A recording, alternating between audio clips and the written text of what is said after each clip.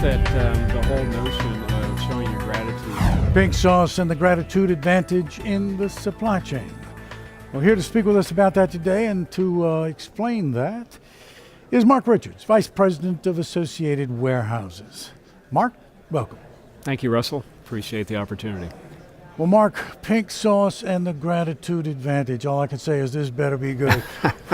What do you mean by that?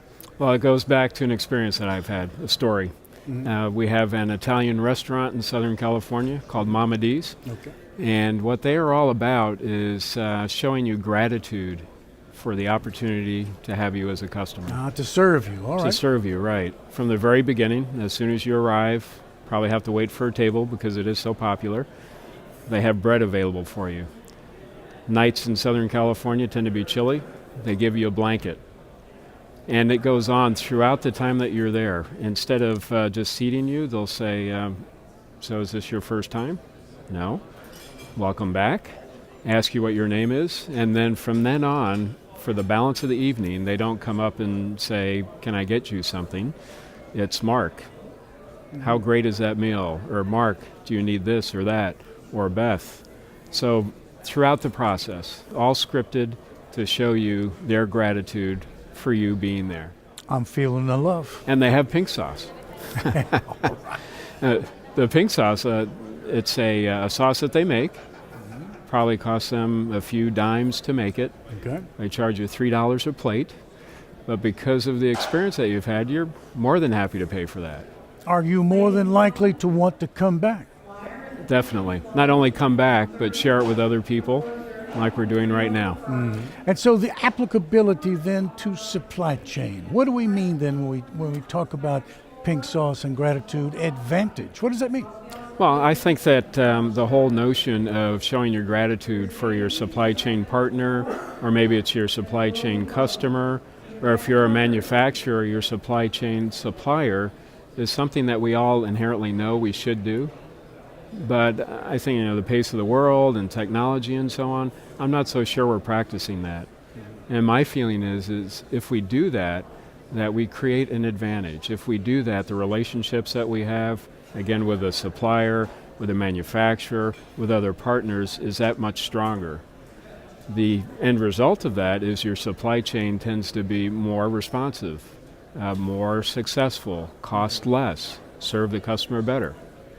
Let's develop that, though. Let's walk through that with a little bit more detail, because you are suggesting, if I understand this correctly, that there is a beneficial impact on logistics, on the industry in general, but on specific relationships. You're suggesting that showing this gratitude, showing someone that you appreciate that they have performed on the contract, perhaps higher than expectations, led you to believe they would do whatever, that there is a beneficial impact if you make them know how you feel about it. Is that what you're saying? Definitely. My days on the shipper side or the user of third-party services, I always tried to do that. And what I found was that not expensive, didn't take too much. It was just really being authentic with people and letting them know, hey, I appreciate what you've done to service our account. And when you do that, you would be amazed how people respond. And then the next time that you have an emergency, they're there. And they make it happen for you. Give you an example. We worked with a third party in Memphis and went to go visit them one day in July, very hot, very humid. And I walked into the facility, and one of the forklift operators that handled our business was in the facility wearing a shirt and a tie. It's not only a forklift operator wearing a tie, but it's July in Memphis. And so I went up to him and I said, what's this about? And he said, we just wanted to show you how much we appreciate, how much gratitude we have in being able to handle your business. And then what we would do in turn was things like periodically we would send toothbrushes with their names imprinted on the brush. Again, a very little thing, but the impact of showing someone that, hey, I appreciate what you're doing, and you recognize that, the next time there is a disruption in the supply chain, they're right there and they go above and beyond. Let me play the cynic for just a moment and say that, this probably would work with a mom and pop logistics company or something like that. But Why would big-time players in the industry want to engage in this kind of mindset, if you will? Walk us through that. Well, I think there is some truth to what you're saying there. What I found was that the mom and pop, the regional players in the business, tended to be more responsive to this, typically because you're dealing with the owner. It's their business, it's their livelihood. So they tended to be more responsive to this kind of approach. At the same time, I think that there's a lesson to be learned for the big guys and taking this kind of approach. It's something that, well, look at Southwest Airlines. They are in logistics, but they move people. Huge company. They actually have a department of about 100 people that all they do is focus on maintaining that culture that they have of showing gratitude for the passengers. So it can be done by a big company, and I think there can be benefits when large companies as well as smaller companies take this kind of approach. That's interesting. So let's now talk about the practicalities of this, the logistics, if you will, of making this happen.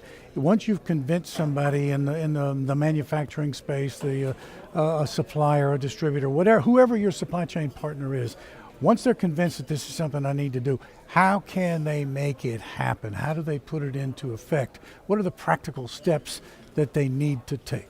I think it's really a cultural thing, and it's something that, if I were to boil it down to one word, leadership. The leadership of the company needs to show not only in their words, but in my mind, even more importantly, in their actions, that this is part of who we are. So again, it can be very simple things. When you have a potential client or it could be a current client come to visit, what does that leader do? Do they wait for someone else to get that person in a lobby? Or are they out there greeting that person as soon as they come into the parking lot? Do they take them out into the facility and they do all the talking, or do they get their people engaged in that process? So leadership, again, it doesn't need to be complicated. It's being authentic. Well, this morning we heard Ross Perot Jr. talk about, I make sure that my customers know that we like them, we treat them well, and as a result, we retain our customers and we grow with them. See, what you're suggesting is something we've heard in other areas, that there has to be top-down leadership. In other words, the folks at the top, the man or woman at the top, has got to buy in, and then they've got to be the ones who actually live it. And then that makes the folks lower on the rung begin to see the importance of it, and it makes them do it. Right. Your view is that that's the way that something like this is going to be effected. Yeah, they need to show it, they need to demonstrate it, and in my opinion, they also need to recognize when their people do that and praise them for that. The other thing that I think would be helpful is as they take on this culture, that they share with the people the results. So you have a prospect come in, you have this culture, that prospect becomes a customer. I would go back to the people and say, hey, because of the way that we came across, we were able to have a gratitude advantage versus our competitors. You know, I know we've been talking sort of with an external view, talking about this kind of of comportment. Redounding to your credit because of your trading partners feeling appreciated. But if I'm not mistaken, I just heard you say how very important it is for the top leadership to show that same kind of gratitude for the folks working underneath them as well. Definitely.